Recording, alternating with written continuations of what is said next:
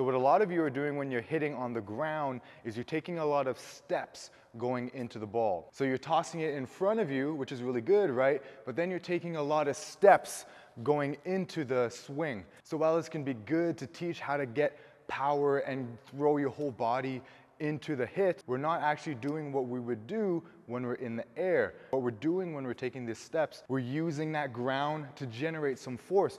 But when we're hitting, we're in the air and we don't have the ground to generate force, all right? So we need to learn how to use the hips and use the shoulders, use the whole spiking sequence as we would in the air.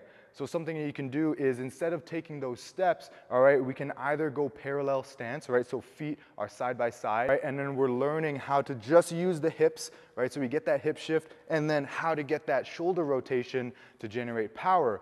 Now, sometimes what you can do also is if you're more comfortable with the spiking sequence, right, you can get a little bit of a staggered stance and then have that toe drag, all right? But we're not relying on these excessive big steps and pushing off the ground to get force, all right? We're just using the momentum coming into it slightly, and we still have that hip shift, and then we have that torso rotation and the arm action as well. So this is just one of the ways that you can learn how to move your body when we're doing the spiking sequence in the air, but doing a drill on the ground. So the more reps that we get with this, the more comfortable we're gonna be doing these movements, and the more likely we're gonna be doing them in the air.